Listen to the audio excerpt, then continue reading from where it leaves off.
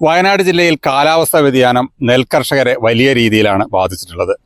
ഞാനിപ്പോൾ നിൽക്കുന്നത് വയനാട് ജില്ലയിലെ ഏറ്റവും വലിയ ഒരു പാടശേഖരമായ പുഞ്ചവയൽ മാത്തൂർ പാടശേഖരത്തിലാണ്.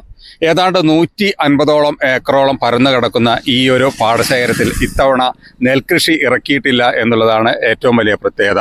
കാരണം നമുക്കറിയാം ഏതാണ്ട് ഒരു 150ഓളം ഏക്കറയാണ് ഈ പരന്നു കിടക്കുന്ന നെൽപ്പാടം. പക്ഷേ ഇവിടെ നിന്ന് ഏറ്റവും കൂടുതൽ നെല്ല് ഉൽപ്പാദിപ്പിക്കുന്ന ഒരു സ്ഥലമായിരുന്നു. പക്ഷേ ഇവിടുന്ന് ഇത്തവണ കൃഷി ഇറക്കാൻ കഴിഞ്ഞില്ല. അതിൻ്റെ പ്രധാനപ്പെട്ട കാരണം ജലലഭ്യത കുറവ് തന്നെയാണ്.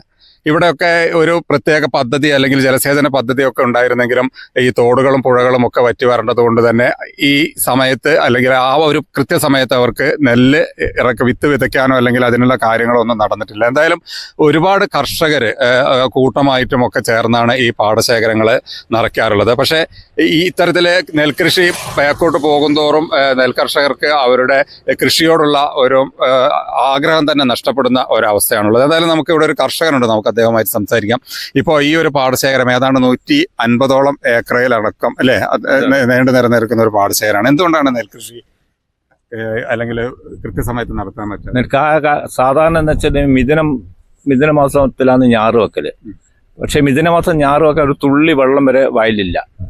വറ്റി വരണ്ട് കിടക്കുന്നു, തോട് കിടക്കുന്നു. ഇതിനടുത്ത് തന്നെ ഒരു പുഴയുണ്ട്. പുഴ ജലസേചന സൗകര്യത്തിന് വേണ്ടി ഒരുക്കുന്ന എല്ലാ പരിപാടിയും ഒതുക്കിയിട്ടുണ്ട്. പക്ഷേ ഇതുവരെ അതിൻ്റെ ഒരു പ്രാരംഭ നടപടി വരെ ആയിച്ചില്ല. ഇനിയിപ്പം കർക്കിടക മാസമെങ്കിലും നാട്ടിൽ നട്ടില്ലെങ്കിലും വയൽ കൃഷി ചെയ്തില്ലെങ്കിലും വയനാട്ടിലെ കൃഷിക്കാർക്ക് കഞ്ഞി കുടിക്കാൻ വരെ അരി കിട്ടാത്ത അവസ്ഥയാണ് വരാൻ പോകുന്നത്. അതുകൊണ്ട് അഥവാ നട്ടാൽ തന്നെ ഇനിയിപ്പോൾ അങ്ങോട്ടേക്ക് വെള്ളം കിട്ടുമെന്നുള്ള ചിന്തയിലാണ് ഈ ഭാഗത്തെ എല്ലാ കൃഷിക്കാരും. ഇവിടെയുള്ള ആളുകൾ പറഞ്ഞ് ജലസേചന പദ്ധതി ഉണ്ടെങ്കിലും അവിടെ പുഴയിലെ വെള്ളം കുറവായതുകൊണ്ടും ഒരു പ്രശ്നമാണെന്ന് പറഞ്ഞു. അതെ, പുഴയിൽ വെള്ളം കുറവായതും പിന്നെ ജലസേചന പദ്ധതിയുടെ ബാക്കിയുള്ള പരിപാടിയൊന്നും നടത്തി തന്നിട്ടില്ല.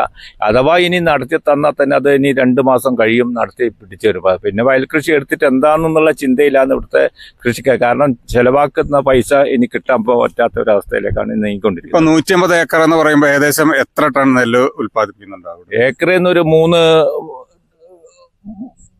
ടണ്ണ് കിട്ടും. ഏക്കറിൽ നിന്നൊരു 24 കിൻഡൽ നെല്ല് കിട്ടും. അപ്പൊ 150 ഏക്കറിൽ നിന്ന് കണക്കൂട്ടിയാൽ മതി എത്ര കിൻഡൽ നെല്ല് കിട്ടുന്നത്. അത് റോഡ് സൗകര്യമുള്ള വയലാണ് ഈ പുഞ്ചവയൽ മാത്തൂർ പാടശേഖര സമിതി എന്ന് പറഞ്ഞാൽ. ഈ ഭാഗത്ത് എല്ലാ കൃഷിക്കാരും നല്ല ഒരെണ്ണം കൃഷിക്ക് പൈസ ചിലവാക്കുക. പക്ഷെ ഇനിയിപ്പോൾ അങ്ങോട്ട് എന്താ ചെയ്യാന്നുള്ളൊരു ഈ പാടശേഖരത്തിൽ എങ്ങനെ ഒരു എല്ലാവരും കൂടിയിട്ടാണോ അല്ലെങ്കിൽ എന്തെങ്കിലും കൂട്ടായ്മയിലൂടെയാണോ ഈ ഒരു കൂട്ടായ്മയുടെ കുറെ വയൽ കൃഷി എടുക്കുന്നുണ്ട്. സ്വന്തമായിട്ട് കൃഷി എടുക്കുന്ന ആൾക്കാരാണ് മുഴുവൻ ഇവിടെ അടുത്തുള്ളത്. ഇനി നമ്മള് വെള്ളമുണ്ടെങ്കിൽ ഈ കൃഷി നടക്കുമോ ഈ വർഷം? ഇനി വെള്ളമുണ്ടെങ്കിൽ ചെയ്തിട്ട് ഇപ്പൊ അങ്ങോട്ടേക്ക് എന്താന്നുള്ള വിഷമം എന്താ വെച്ചാൽ ഇത് നെല്ല് കതിരാകുമ്പോൾ വെള്ളമില്ലാത്ത അവസ്ഥ വരുമ്പോൾ എന്ത് ചെയ്യുന്നുള്ള ചിന്താഗതി ഇല്ലാന്ന് കൃഷിക്കാരൻ മുഴുവൻ നിൽക്കുന്നത്. എത്ര വർഷമായി ഇപ്പൊ ഇതിലെ കൃഷി നിർത്തിയിട്ട്? അത് ഈ വർഷം മാത്രമാണോ? അല്ല, ഇപ്പൊ നിർത്താൻ വന്ന് ഈ കൊല്ലം തൊട്ട് നിർത്താൻ പോകാൻ തുടങ്ങുകയാണ്. ആരംഭിക്കണമെന്നുള്ള കാര്യത്തിലാണ് നിൽക്കുന്നത്. കാരണം വരം മുഴുവൻ തറച്ച് ഞങ്ങൾ എല്ലാവരും ഒരുങ്ങി നിൽക്കാൻ. പക്ഷെ തുള്ളി വെള്ളമില്ലാണ്ട് എന്ത് ചെയ്യാനോ? ഇപ്പൊ നമ്മൾ ഇവിടെ ഉൽപ്പാദിപ്പിക്കുന്ന നെല്ല് എവിടേക്കാണ് അത് കൊടുക്കുന്നത്? ഇവിടെ ഉൽപ്പാദിക്കുന്ന നെല്ല് കാലടി ഭാഗത്തേക്കാണ് കയറ്റി പോകുന്ന മുഴുവനോ.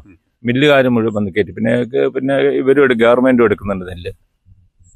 തീർച്ചയായും കേരളത്തിന്റെ വിവിധ ഭാഗങ്ങളിലേക്ക്, പ്രത്യേകിച്ച് എറണാകുളം കാലടി ഭാഗത്തേക്ക് ഇവിടെ നിന്നാണ് സ്ഥിരമായിട്ട് നെല്ല് കൊണ്ടുപോകുന്നത്. പക്ഷേ ഇത്തവണ നെൽകൃഷി ഇല്ലാത്തത് കൊണ്ട് തന്നെ അതെല്ലാം പെൻഡിങ്ങിലായിരുന്ന ഒരവസ്ഥയാണ്. കർഷകരും ബുദ്ധിമുട്ടിലാണ്. എന്തായാലും ഇപ്പോൾ നമുക്ക് ചെയ്യാൻ കഴിയുന്നത് ഈ ഒരു പാതി വഴിയിലായ ജലസേചന സൗകര്യം പുനരാരംഭിച്ചു കൊടുക്കുക എന്നുള്ള, അല്ലെങ്കിൽ അതിന്റെ പണി തീർത്തുകൊണ്ട് ആ ജലസേചന പദ്ധതി പ്രാവർത്തികമാവുകയും ഒരു തരത്തിൽ വെള്ളം വരികയാണെങ്കിൽ നമുക്ക് ശ്രമിച്ചു നോക്കാൻ കഴിയും. വെള്ളം കിട്ടുക ശ്രമിക്കാറുണ്ട്. ഇല്ലെങ്കിൽ ഞങ്ങൾ ഇനി ഒരു 10-20 ദിവസം കഴിഞ്ഞാൽ പാടെ 200-300 ഏക്കർ കൃഷി ഒഴിവാക്കേണ്ട പരിപാടി നിൽക്കുകയാണ്.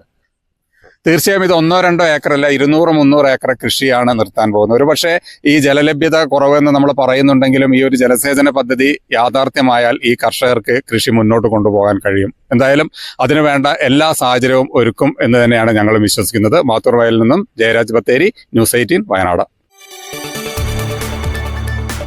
കൂടുതൽ വാർത്തകൾക്ക് news 18 Keralam YouTube channel subscribe ചെയ്യുക.